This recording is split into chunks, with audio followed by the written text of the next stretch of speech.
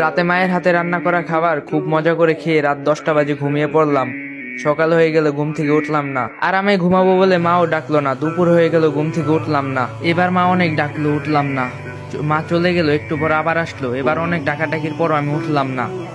এবার বকাঝকা শুরু করলো, তারপর উঠলাম না। এবার মা একটা থাপ্পড় দিল, তবু উঠলাম না। এবার মা হাত ধরে টান দিল, কিন্তু আমার হাত পুরো শরীর নিয়ে নড়া দিয়ে উঠলো।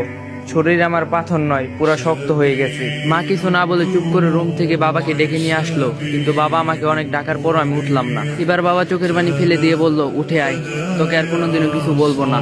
যেভাবে করে থাকতে চাস ওভাবেই থাকিস, তবু উঠে আয়, তোকে আজকে আমি ল্যাপটপ কিনে দেব। আমি অবাক হয়ে দেখছি বাবা এত করুণা করে আমাকে কোনোদিনও বলে নাই, অথচ আজ বলছে। আমি উঠে আসতে চাচ্ছি, কিন্তু পারতাছি না। ওইদিকে বাবা নানান রকম লোক দেখিয়ে বলছে, উঠে আয়। একটু পর আমার বাড়িতে অনেক মানুষ চলে আসলো। ওইদিকে মা অনেক কান্না করতেছে। মাকে কেউ সান্ত্বনা দিচ্ছে, কেউ বাবাকে, কেউ ভাইকে, কেউ বোনকে নানান রকম কথা বলে বোঝাচ্ছে।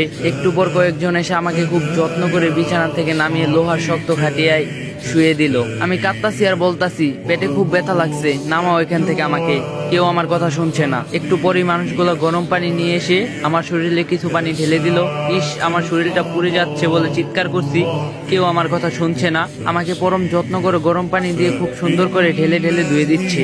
আমি কাঁদতাছি, আমাকে গরম পানি দিও না, আমার শরীর পুড়ে যাচ্ছে, ডলা দিও না, আমার খুব ব্যথা লাগছে। কেউ শুনলো না আমার কথা। অনেক সময় নিয়ে গোসল করে আমার শরীর ভালো করে মুছে নিয়ে আমারে নিয়ে আসলো আমার বাসার জায়গাতে। আমি খুব খুশি হলাম, ভাবলাম আমাকে এখানে বসাবে, কিন্তু ওরা আমাকে না বসিয়ে কাঠের শক্ত খাটিয়ে শুয়ে দিল। একটা চাদরও নিচে দিল না। একটু পর মা, বোন আরো কয়েকজন মিলে একটা সাদা কাফনের কাপড় পরিয়ে দিল। মা অনেক আদর করে আমার মুখে হাত বুলিয়ে দিচ্ছে আর কাঁদতাছে। এত আদর আমাকে কোনোদিনও মা করেনি। আমি মাকে অনেক করে বললাম কান্না থামাতে, কিন্তু মা কান্না থামাচ্ছে না। আমি এত করে বলছি, মা কেঁদো না, মা কিছুতে আমার কথা শুনছে না। একটু পর কয়েকজন এসে আমার পা মাথাটা বেঁধে দিল। আমি এত করে বললাম আমার বাঁধনটা খুলে দাও, কেউ আমার কথা শুনলো না। মাকে সরিয়ে দিয়ে আমাকে নিয়ে যেতে লাগলো। মা কিছুতে আমাকে নিয়ে যেতে দিচ্ছে না। আমার ভাই বোন সব চুপ করে দাঁড়িয়ে কাঁদছে, আর কিছু বলছে না। কত করে বলছি ডিস্টার্ব করিস না, আমাকে একজনও শুনলো না। কেঁদে চলছে। একটু বেশি ঘুমালে বাবা বকা দিত, কিন্তু এখন চুপ করে দাঁড়িয়ে চোখের পানি মুছতাছে, আর একটা বকাও দিল না আমাকে। মাকে জোর করে সরিয়ে দিল কয়েকজন, আমাকে নিয়ে অনেক মানুষের সামনে শুয়ে দিল একটা ছায়া। তারপর জানাজা পড়ালো।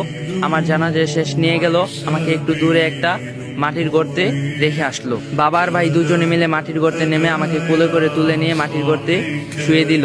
একটা বালিশ চাদর কিছুই দিল না, একটা লাইটও দিল না। আমার পা আর মাথার কাছের বাঁধনগুলো খুলে দিল। আমার উপর খুব তাড়াহুড়ো করে কিছু কাঁচা বাঁশ দিয়ে ঢেকে দিল। তার উপর কি কি দিল আমি কিছুই দেখতে পারছি না। যতই সময় যাচ্ছে মাটির গর্তে অন্ধকার নেমে যাচ্ছে। আমি চিৎকার করছি আর বলছি, আমাকে এখান থেকে বের করো, আমার খুব ভয় করছে, কিছুই দেখতে পারছি না।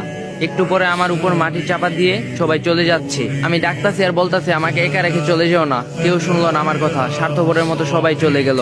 আমি একা থেকে গেলাম ওই অন্ধকার কবরে। মৃত্যুবরণ করবেন না, আরো রং তামসা কি বাকি আছে? আচ্ছা, আজকে আপনার বা আমার জীবনের শেষ দিন না তো? আল্লাহ তাআলা আমাদের সকলকে ঈমানের সহিত মৃত্যু দান করুক, আল্লাহুম্মা আমিন। আর সত্যি কথা বলতে এই ভিডিওটা বানাতে গিয়ে আমার নিজের চোখের পানি চলে আসছে, আর আমার শরীরটা অনেক খারাপ। আমি ঠিক মতো কথাও বলতে পারতাছি না। সবাই আমার জন্য দোয়া করবেন, আমি যেন তাড়াতাড়ি সুস্থ হয়ে যাই, আবার আপনাদের মাঝে ফিরে আসতে পারি। আর যদি ভিডিওটা ভালো লাগে কপি লিংক করে দিবেন।